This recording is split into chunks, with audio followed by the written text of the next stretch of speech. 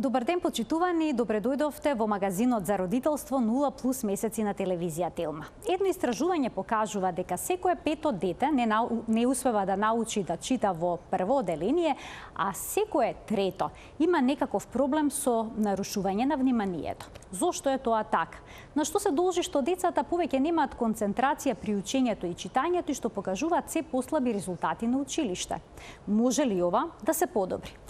На овие и многу други прашања одговор ќе побараме од денешниот гостин, професор доктор Ранко Рајовиќ, невроендокринолог, воедно шеф на катедрата за образовна невронаука на Педагошкиот факултет во Словенија, долгогодишен председател на Светската менса за надарени деца, основач на Менса Србија и Македонија, потоа стручнjak за развој на деца и нивната интелигенција и автор на НТЦ системот за учење. Има тој уште многу титули, ова се само дел од нив. Сакавме да ви прикажеме за каков стручњак станува збор. Започуваме веднаш по рекламите.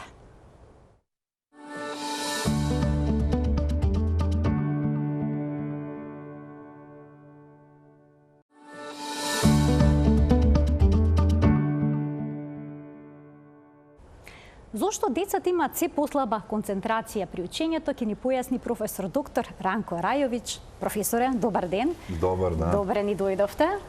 Hvala. Во Скопје сте по подолго време. Da. Ако не се лажам, неколку години.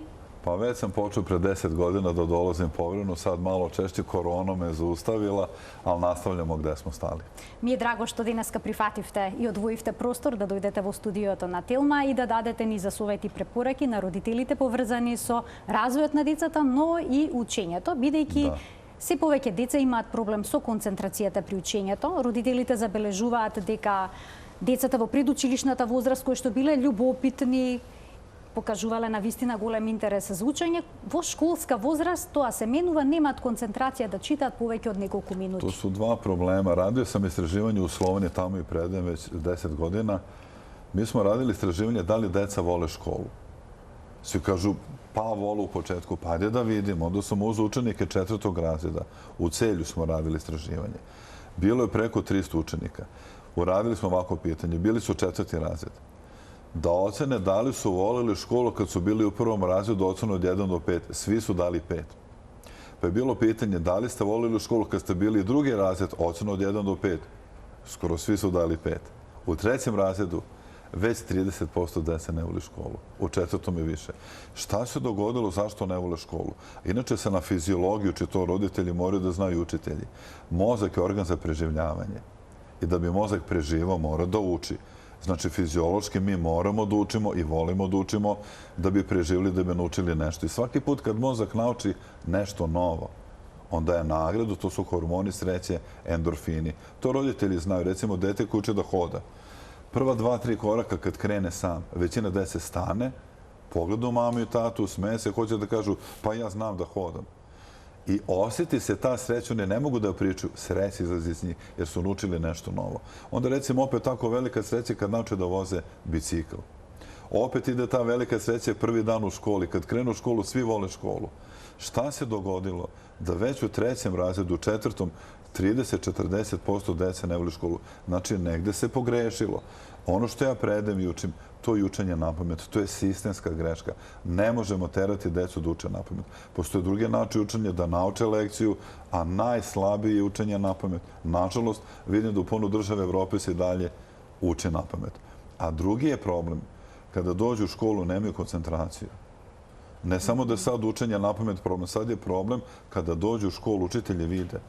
Не може да седат на столче. Не могу да седу, не могу да пишу, не могу да читaju, ne mogu da računaju, ne mogu da nas slušaju. Pažnja je jako kratka. I sad su pisao novi problem u Srednjoj Evropi, hiperpažnja. Oni ne mogu da prate 10 minuta. Ili recimo kad uče kod kuće treba da naprave neki rad. 10-15 minuta je ne mogu, ide pauza pola sata. Pa opet 10 minuta je ne mogu. Ali da im date kompjuter, 2 sata bez problema. Znači, nešto se promenilo u mozgu. To ćemo danas da pričamo. Mozak naše dece se promenio. I za to je odgovoran period od rođenja do 6. i 7. godine. I onda dolazimo do toga, tu su nadgovorni roditelji i vrtići. Ako mi ne uradimo svoj posao do 6. godine, oni nam u školu stižu sve slabiji i slabiji. I samo bi u uvodu sad rekao, Imali smo magistarski rad i nekoliko diplomskih u Kranju, to je mali grad blizu Ljubljane, gde smo u državnom vrtiću dobili da deca od 4 godine, uzrast 4 do 5 godina, 50 i 60% njih ne mogu da skoče nazad. Oni stanu, mi im pokažemo, nema skok nazad, iskoraknu. I pitao me kolega na fakultetu, pa kakve to ima veze, naučit će. Ovako sam rekao. Ako dete sa 4 i više godine ne zna da skoči nazad, on u školi neće razumjeti matematiku u minusu. Istina. U kakvi su sad vezi skoku nazad i matematiku u minusu? Su minus. I to odmah da roditelji razumeju. Mozak se razvija kretanjem. I tu, ako napravimo analogiju neku iz biologije, živa biće koje se ne kreću, to su biljke. Nemaju neurone. A živa biće koje se kreću imaju neurone. To je osnovna razlika. A najkompleksniji nervni sistem ima čovek. I ako tako gledamo, mi smo živo biće za kretanje ili da prevedemo, mozak se razvija kretanjem. I ako dete nema kompleksne pokrete, napred, nazad, levo, desno, da skače, da se vrti, to dete nije povezalo sve regije u mozgu i imat ćemo kognitivne probleme, što se danas i dešava. Znači se raboti za kognitivni problemi to što djecata ne može da se koncentrirati na učilište? To je jedan od kognitivnih problema. Znači, pazite, nema koncentracije, kasne u govoru, ne mogu da povezuju informaciju u glavi, nemaju aktivne mislene procese, može da se reši. Pokušat ćemo da objasnimo ovoj emisiji malo vreme, ali može da se reši. Evo samo savjet prvi za roditelje. Dete do 6. godine mora da bude spretno i okretno, da dnevno prelazi najmanje 10 km. I roditelji treba da znaju da li odstupaju od toga ili ne. I onda roditelji shvataju, ako daju detetu 2 sata TV, oduzet će mu za neko kretanje, za trčanje. Ja sam merio, uzeo sam decu od 5 godina. Mi radimo NTC kampove u Srbiji, Hrvatskoj, Bosni, Crnoj Gori. Nadam se da ćemo u Makedoniji. I stavili smo sat one za maratonce detetu od 5 godina. Za da procenite koliko se dviže. Cela njegova grupa, njih je bilo 20. Pratili smo od 9 ujutro do 7. To je bilo oko hotela, neki park, igralište, oni su se kretali, igrali, malo su imali radionice, igrali se. Kad smo uzeli sat uveče, to dete, a i cela njegova grupa, oni su prešli 22 kilometra. I samo su zaspali u 8, pola 9. I sad, ako pogledate da fiziološki zdravo dete pređe 20 kilometara od 5-6 godina, koliko naše dete gradsko dnevno pređe kilometara? 2, 3. Znači, njima dnevno je dosta 20 kilometara za razvoj mozga. I šta je tu problem? 10 dana, 100 dana, celo detinjstvo, nema kretanja. Oni pređu 10, 20, 30 hiljada kilometara manje. I zato mozak nije povezao regije i imat ćemo probleme. I samo bi još tu dodao, mi kad smo bili mali, to su roditelji zaboravili. Mi smo bili u pokretu od jutra do mraka. Mi smo se igrali dok padne mrak, kad više ne može, vraćamo se kući. I prvi znak da se dete ne kreće, to roditelji treba da vide. Kad moraju da uspavljuju dete. Često mi se žale da moraju da uspavljuju dete. Ne može da zaspije. Pa ko je nas uspavljivao? Znači, dete koje se kreće, koje dnevno pređe 15-20 kilometara, potroši energiju i zaspe. Ako ne potroši tu energiju, a nam je najveća energija u životu data u tom ranom detinjstvu da bi se kretili i razvili mozak. I ako dete ne potroši energiju, gde je ta energija? Pa u njemu. Može li da zaspe 8 sati? Ne može ni do 10, ni do 11. To je prvi znak da imaju višak energije kad ne mogu da zaspu na vreme. Ko je pogrešio? Roditelji. I sad često mi kažu, pa mi imamo puno posla, imamo puno obaveza, ne možemo da stignemo. Čekajte, danas je roditeljstvo ozbiljan posao. Moramo da vidimo, da obezbedimo igralište gde će dete da se igra, da provedemo vikend možda negde na selu. Pa neka su roditelji, nekad smo svi bili bosi, danas deca nisu bosa čak ni na moru. Pričat ćemo o tom razvoju kasnije, ali evo prvi savjet, spretno i okretno dete. Do 6. godine, da bar znamo da smo mu pružili sve mogućnosti da razvije mozak. A što je su ona rana стимулација кај бебињата? Родителите понекогаш ненамерно премногу го заштитуваат своето дете, па не го пуштаат во периодот на ползење на земја, да не настине, да не се зарази од нешто. Потоа кога ќе проди, постојано го држат за рака, за да не падне. Проблем ли е тоа? Prezaštićivanje je problem. Ja ću dati samo prvi problem. Recimo, mama kad rodi prvo dete ovako nosi bebu. To se zove instinkt i to nije greška. A već mama kad rodi drugo dete, nosi ga na jednoj ruci, malo ga gleda. Kad rodi treće dete, kako ga nosi? Nikako, nema kada da ga nosi. Treće dete nosi ono starije dete. I sad mama shvati, pa nije moralo ni prvo dete tako da nosi. Jer kad je glava fiksirana, prva 3 meseca, detetu zostane neki primitivni refleks i možda će imati problem sa pisanjem u školi. Jer ovo je greška. A rekao sam, nije za mamu greška, to je instinkt. Ali sreće, tu je tata. Šta radi tata sa bebom? Vrti na jednoj ruci, na drugoj ruci, vrti bebu po rukama. Ko tati to ne da radi? Majkata normalno. Zašto mu ne da to da radi? Instinkt. I instinkt, boji se da mu ne ispadne. Onda mama uči tatu kako se nosi beba. Onda tato ovako uzme bebu kao transport pacijenta. Ovako fiksira glavu da se ne pomeri levo, desno ni 2 mm. Pitam roditelje, a ko je rekao da se tako nosi bebu? Kažu oni, pedijatar. Nije tačno. Pedijatar je rekao, držite glavu, nije rekao, fiksirajte. To je velika razlika. To je kao da vam doktor kaže, hladne, pustite dete da se igra, stavite mu šal.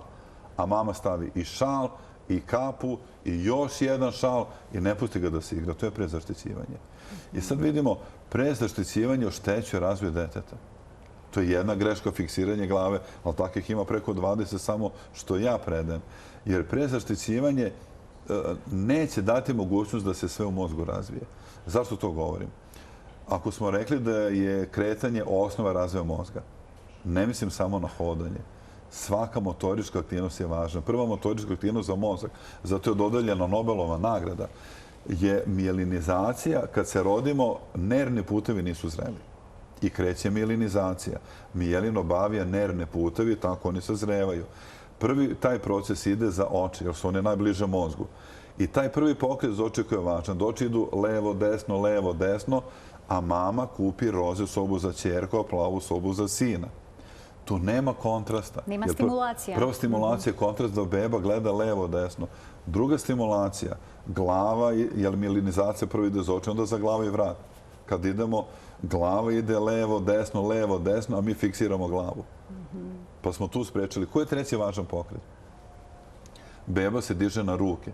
I sad kreće mijelinizacija za ramena, za leđa, za trub, za kukove i beba se vrti svaki dan levo, desno 100 puta.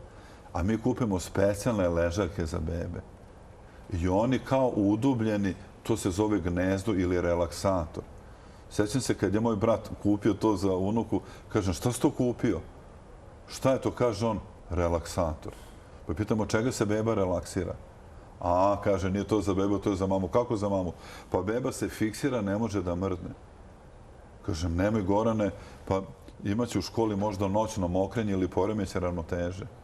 Kaže on, bolje da mi ovo nisi rekao. Pitam zašto. Pa kaže, mi smo to platili 300 eura. Pa šta žal ti parama? Nekako ja kao deda da kupim tako nešto štetno. Kaže, vidi Gorane, i to neka roditelj upate, mala beba se drži na podu. Stavimo nešto čisto, neku struniču, da ima na podu podlogu i da se vrti levo, desno 100 puta svaki dan, a ne da leži u krevetiću ili u tom relaksatoru. Jer pokret je osnova razvoja mozga.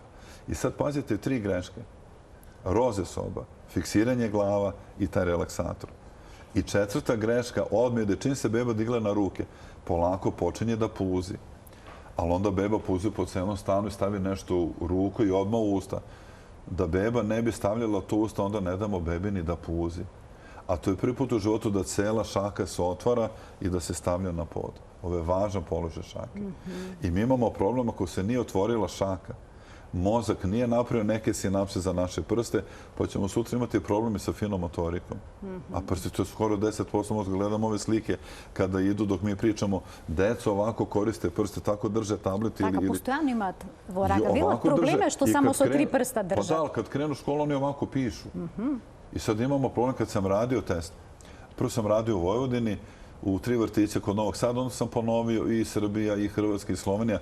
50% dece od 5 godina ne mogu da podignu ovaj prst. Znači, ovaj prst ne može da ga podigne. To neka roditelji odmah probaju. Znači, ne moraju 4. prst da odvojeno. A kako krivat? Krivat ovako dignu 2 prsta. Znači, malio treba da je na masata samo ovaj da se krene.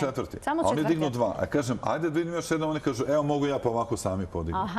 Zato što jedan život iz mozga, nervus ulnaris, ide za ova 2 prsta. I ako oni ne mogu 4. prst da odvoje, znači da ga u mozgu nisu odvojili, već zaostaju u razvoju. Od to što postojano držati mobilan voraga? Pa nije samo to mobitel, ništa ne rade sa prstima. Onda šta je drugi test? Neka probaju test sa 4. Drugi test, da u istom momentu podignu drugi i četvrti prst. To već 70% dece ne može od 5 godina. A najteži test, to možda neki roditelji ne mogu, je da dignu treći, peti prst. Znači, prsti su jako važni za razvoj mozga. Sad da kažem, prsti formiraju 10% sinapsi. Ako već to znamo, pa dajte da razvijaju prste. Evo savjet za roditelje. Nije to sad samo mobilni telefon. Oni sve koriste 3 prsti. Kad igraju Lego kocke, to su 3 prsta. Evo odmah da damo konkretan savjet. Ako neko ima dete od 4-5 godina, ima Lego kocke, napravimo ovako. Recimo, dete ima 5 godina, kažemo, zalepimo sebi, roditelji, drugi, treći prst lepljivom trakom. Kažemo, to je samo za veliko decu od 6 godina, ti si mali, to nije za tebe. I igrate se s njim, ali onda vi slažete 4. i 5. prst Lego kocke. A dete kaže, mama, hoće meni da zalepiš. I onda im zalepimo i onda Lego kocke igraju sa 4. i 5. prstom. To je važno. Ako kažemo detetu, daj da ti zalepim prste, to je dobro za finu motoriku, neće hteti. Moramo da budemo mudri, da kroz igru sve to uradimo što je za njih dobro. Isto šta su greške roditelja, dete voli da se vrti, ne damo da se vrti. Dete voli da se penje uzbrdo, da skače, ne damo da se ne povredi. Mi moramo da pustimo dete da se vrti, da skače, ne u stanu i po krevetima i po nameštaju. U parku, na livadi, na igralištu. Jel pala kiša? Jel ima neko, pa neka skaču. Ja vidim po gradu, recimo, pale kiše, onako ostanu lokve vode. I vidite, tačno dete od 3 godine hoće da pređe preko toga, da onako sa čizmama. Roditelji mu ne daje, ne može. Pa što ne može? Pa ko je nama branio da skačemo po vodi? Znači, dete mora sve da proba. Mozak to traži od njega. Da sve isproba, tako se mozak razvija.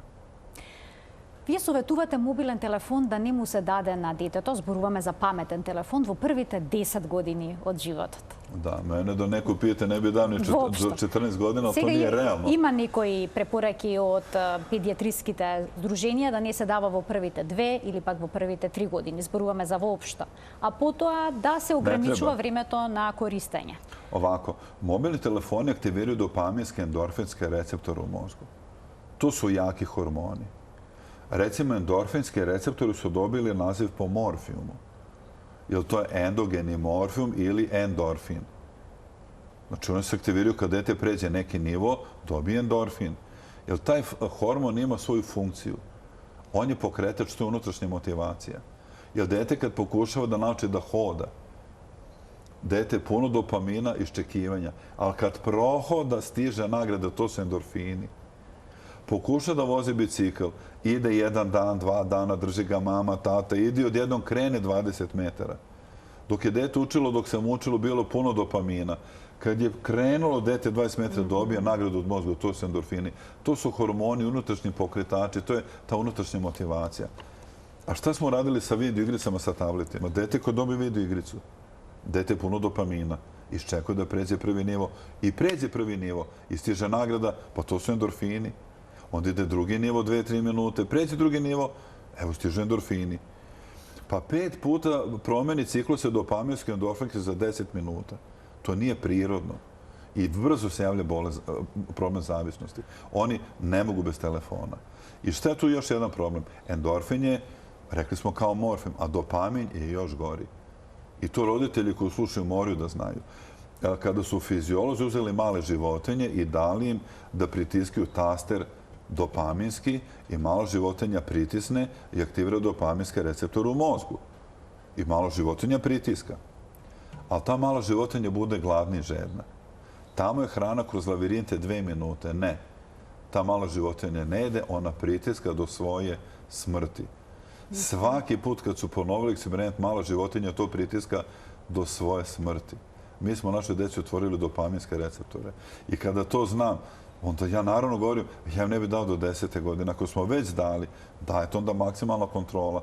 Je to pola sata? Što znači to maksimalna kontrola? Pa da se dogovorimo koliko može. Pola sata dnevno. Da mogu ti škodi. Pa moramo da se dogovorimo. Ako pustimo dete... Ima plačenja, solzi, protesti doma, site deca ima. Zašto ja da imam screen time ograničen i slično? Zato što je to kao droga. Kao da ste im oduzeli drogu. Molite mama, daj mi, mislim, moram tako da pričam, molite mama, daj mi da se drogiram. Pa ne mogu da ti dam, to nije dobro.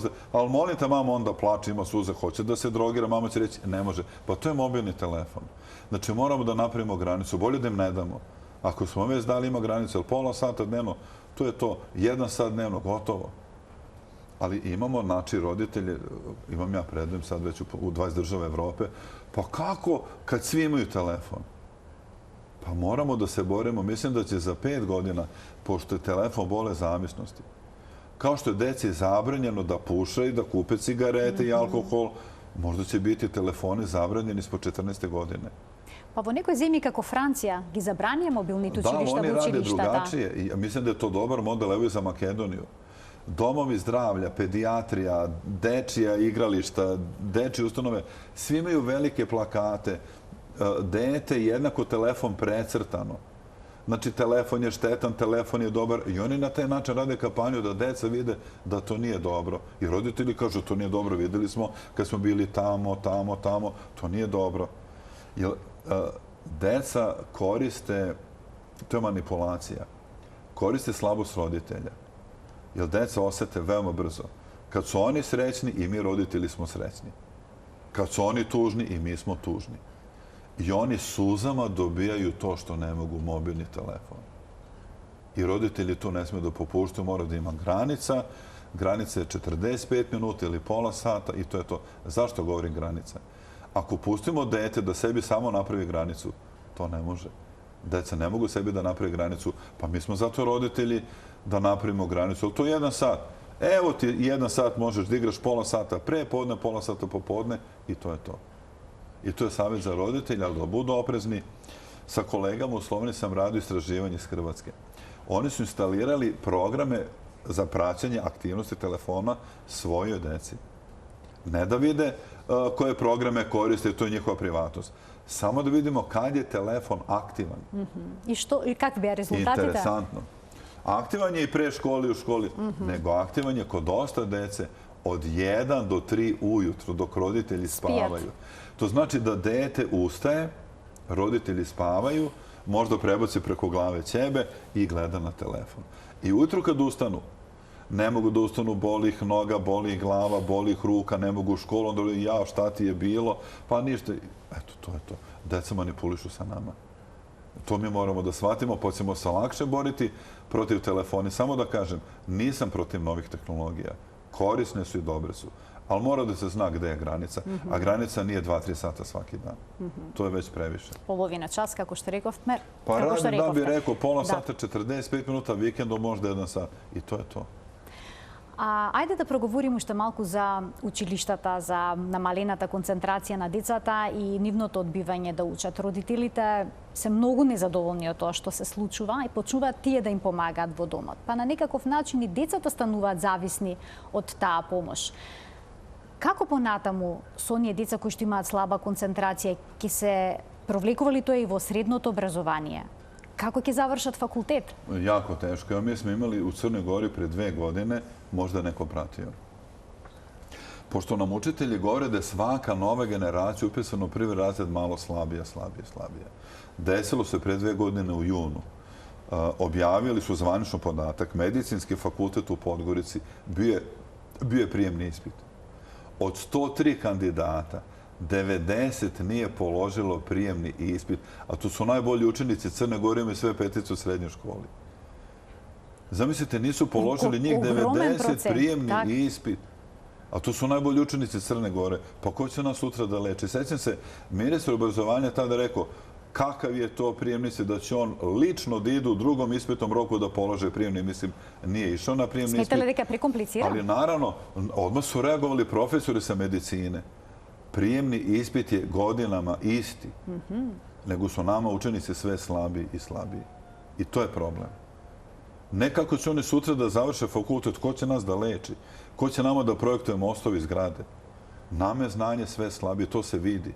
A ono što su Amerikanci još pre 10 godina utvrdili, kod američkih tineđera, znači kod naših, smanjene duboke regije mozga. Nema kretanja.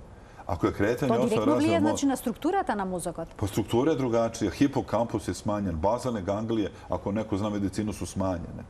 Ako su smanjene bazalne ganglije ili hipokampus, nama su kognitivne sposobnosti smanjene. Jer nema kretanja, znači kretanje je veliki problem i drugo, puno se gleda u ekran. I ako to znamo, onda će svi razumeti, idemo 10-15 km dnevno. Ja bih samo rekao, ajde, roditelji imaju puno posla pa ne stignu. Ja u vrtićima savjetujem, svaki dan 1 sat idete u šetnju do parka, 1 sat nazad. I sjećam se, roditelji su rekli, pa šta idu u vrtić da bi šetali? Pa jeste, neku vrtić, ovo je to što vi roditelji ne možete. Sjećam se kad sam bio u Norvešku, interesantno. Sad pazite, bio sam 6 dana Kristiansand, to je grad gde završavaju golfske struje, lepe more, tople klima. I bio sam tamo nekoliko dana u vrtiću. Kažu na meni taj 3. dan. Da su pitali za dozvolu da mogu da fotografišem. Nisam ni pitao. Vi tamo u vrtiću ne smete da fotografišete. Tak. Mislim, ako vas vide sa fotoaparatom, evo stiže milica za 5 minuta, vode vas na ispitivanje, to je tamo zabranjeno. Ja dobijem dozvolu i sad moj prijatelj, doktor Simić, koji tamo radi, me vozi, dolazimo do vrtića. Od parkinga do vrtića možda ima peške 40-50 metara. Ali kiša pada, ja ne znam, sa svih strana, nekako sa strane pada kiša. Imam kišobran, ne vredi tu kišobran, oni tamo ljude nose kabanice. Ulazimo u vrtić, dobar dan, evo, došli smo da slikamo decu i pitam gde su deca.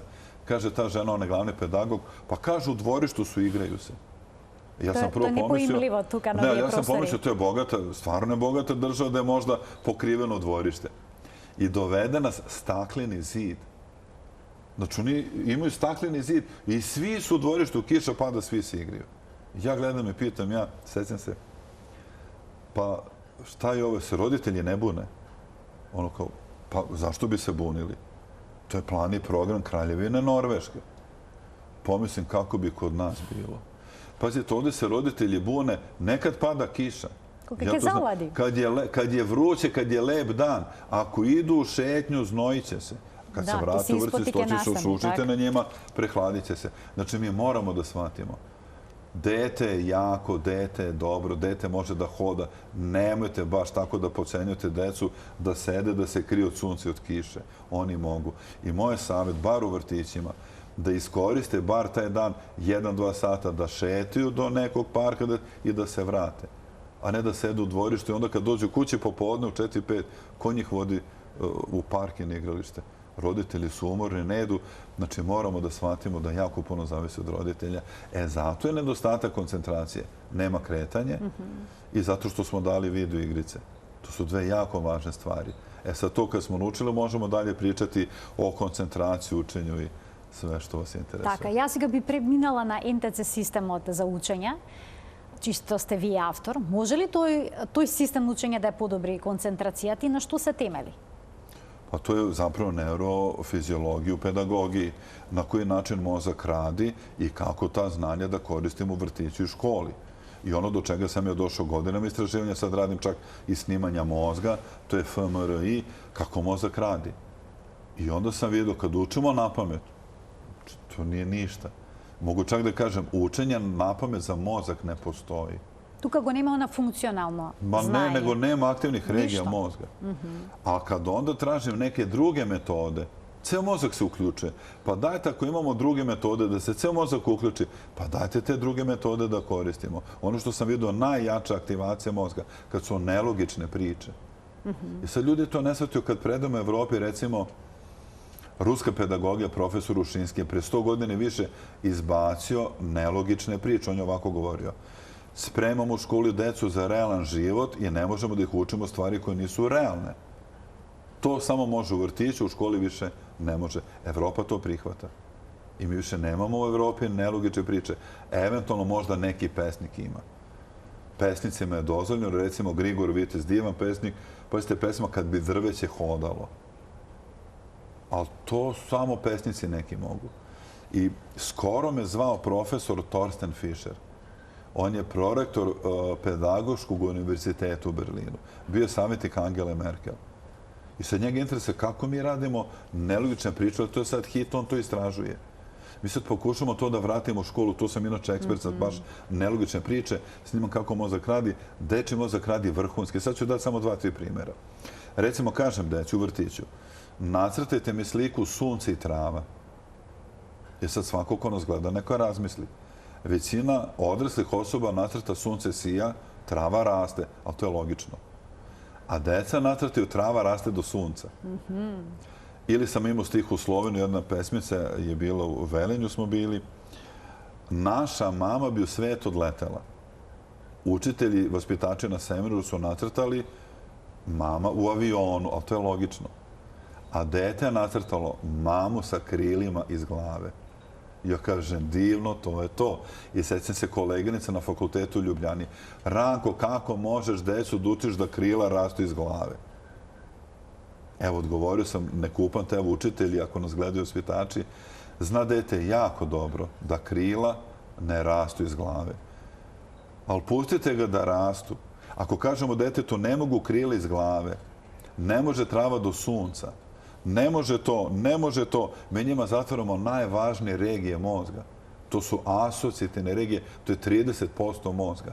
A u tim regijama se nalaze kreativnost i divergentno mišljenje. Zato se često kaže da škola ubija kreativnost i deci bude dosadno u školi. Pa dajte da im pomognemo da to koriste za učenje. Mislim, imamo jako puno metoda, sad ne pričam fizika, hemija, biologija, novi način. Ali cilj učenja jeste da oni misle, da aktiviraju te važne regije mozga, asocijativne, i onda će upamtiti lekciju. Ako ih teramo da uče na pamet, ne mogu. Ja sad nek proba da upamti svako ko nas gleda. Ja ću reći jednog profesora fiziologije koji govorio da je kapacitet za učenje neograničen ako učimo fiziološki. Ali ako učimo na pamet, kapacitet je ograničen. On se zove Mark Rosenzweig. To je profesor fiziologije sa Yale univerziteta i često kad predajem, da li su tu roditelji, učitelji ili studentima na fakultetu, pitam posle 1 minute, da li ste upamtili kako se zove taj profesor? Ne znam niko, ja ću ponoviti kogod nas sluča drugi put. Mark Rosenzweig. Onda malo pričamo, 2-3 minuta, opet pitam, zaborave. I jako je čudno kako mi čujemo ime i prezime i zaboravimo. Koliko puta treba da ga ponovim? 2, 3, 5 puta. Ne vredi. I šta se desi? Dođe mi recimo student na ispit. I sad ima ispitno pitanje, kapacitet za učenje. I ovako, to se dešava studentima, ja im pomognem jer vidim da su učili, jer su učili na pamet, ali svako ko sad sluša može sebe da prepozna. Kogod je studirao, šta se desi? Kaže student ovako, stavi ruku na usta, znači da nije siguran. Profesore, znam, ali ne mogu da se setim. A šta znaš? Znam da je to na 50. stranici. Šta još znaš? Pa znam da je to u 7. redu. Podvukao sam zelenim flomasterom. Pazi, to znam. 50. stranica, zeleni flomaster, 7. red. I ako kaže profesor, kolega, naučite malo bolje, dođite za 15 dana. Kaže student, ne profesore, molim vas, učio sam. Evo samo malo, setit ću se. I opet vrti po glavi i kaže, 50. stranica, 7. red, zeleni flomaster. I kaže, profesore, znam, ima fotografija tog fiziologa, ima sombrero, ima klempove uši i crvenu košulju na cvetiće. I kaže profesor, kolega, ajde naučite malo bolje, dođite za 15 dana. Student izlazi. U momentu kad je uhvatio kvaku na vratima, setio se, ali ispit je gotov. E sad pitanje, naravno, za sve ko nas gledaju i za vas, kako moguće da se student setio kad je izašao sa ispita, a nije se setio na ispitu? Zašto? E, tu je najveći problem učenja, to je stres. Kad su učili na pamet, ulaze u stres. A mozak, kad ulazimo u stres, mozak govori bori se ili beži. Pošto student ne može da se bori sa profesorom, mozak govori beži, spašavi se, kad se spasio, setio se. I sad smo naravno 2-3 minute pričali, evo svi ko nas gledaju da pitam i vas, kako se zove onaj profesor sa 50. stranice? Mark Rosenzweig. Rosenzweig. Ali svi koji su nas slušali, neko se setio, neko nije, ali svi znaju koja je stranica. 50. Koji je red? 7. Flomaster. Zelen. Šta je na glavi imao? Sombrero. A uši kakve su? Klempavi. A košulja? Crvena. I sve što nije važno mi smo upamtili. Sitesko zapamtih me, tako. To znači da mozak može da pamti. Dajte mu dobre metode. Ako tražim da se uči na pamet, to nije dobra metoda. Znači, to je već medicinski dokazano. Ja sam dobio čak i slike mozga. Učenje na pamet za mozak skoro da ne postoji, a mi dalje učimo na pamet i često ulazimo u diskusiju sa kolegama kako da nauče lekciju. Pa ima drugi način. I kad pokažem drugi način i svi su u čudu, kako nam to niko nije pokazao. Drugi način je vezan za aktivaciju hormona, dopamina, endorfina, kroz prirodan način, kroz igru. Jer jedini motiv za dete je igra. To znači da učenje mora da liči na igru. Ne da se mi igramo sa njima, ne, nego da bude nastava, ali drugačija, ne klasična, dosadna, reproduktivna nastava. To je prevaziđeno. Се надевам дека овие методи ќе бидат имплементирани кај нас, бидејќи од Министерството за образование веќе оваа програма е акредитирана за градинките. Jeste, i sad u procesu predaćemo i za škole tako da može potpuno regularno svaki vrtić u Makedoniji da nazove da uvedemo NTC program u nastavu. Имам уште едно прашање, кое што ќе биде последно во денешната емисија. Сметате ли дека е проблем што кај нас првачињата тргнуваат на училиште порано во однос на предходните генерации, а тоа е на 5,5-6 години? Da, moram tu reći. Evo recimo Finska koja je najbolje obrazovanje u Evropi. Oni u školu kreću sa 7 godina. I najbolji su u Evropi. Zašto mi krećemo sa 6 ili sa 5,5? Nije mi jasno. Jer jako je velika fiziološka razlika u mozgu od 5 do 6 do 7 godina.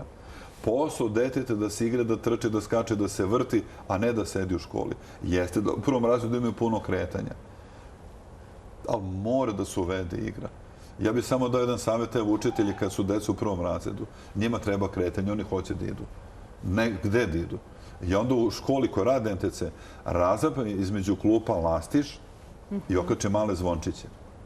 I kad idu na tablu, hodaju preko toga, paze da ne zakače, napišu nešto i u rikverc na mesto i svi se javljaju. Ne da bi pisali, da bi se kretali. Dajte da od škole napravimo bar prva 2 razreda, da to liči sve na igru, da kroz kretanje i smeh ih pripremimo za učenje, jer ako imaju puno kretanja, puno smeha, mozak se razvija, mozak je hardver. A u hardver dolazi znanje, to je softver. I naravno pitanje za sve koji nas gledaju, da li u slab hardver može da ide dobar softver?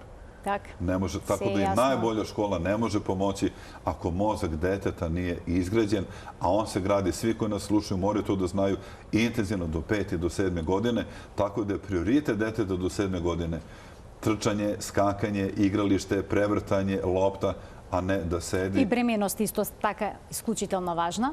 Бременост. Да. Тоа немавме време да го споменеме, но ете сосема накратко. Za vreme njihovo. Bremenost, trudnoća. Trudnoća, to je za telefone. To je sad druga tema, to bi bilo vezano za razvoj mozga. A onda sljedeći put. Pa možemo, ali samo da kažem, trudna žena, da, bremenost. Trudna žena, ona mora da zna da telefon koji drži iznad bebe usporava razvoj mozga fetusa. Ne može trudna žena da drži telefon 4-5 sati dnevno iznad fetusa. Trudna žena treba da šeta, da hoda, a ne da sedi da drži telefon. Ja sam radio anketu Srbija, Bosna, Hrvatska. Evo sad zamolio sam kad budemo radili ankete sljedeći put, dajte da uključimo žene iz Makedonije. Ja sam dobio da 50% trudnih žena koriste mobilni telefon 5 sati dnevno.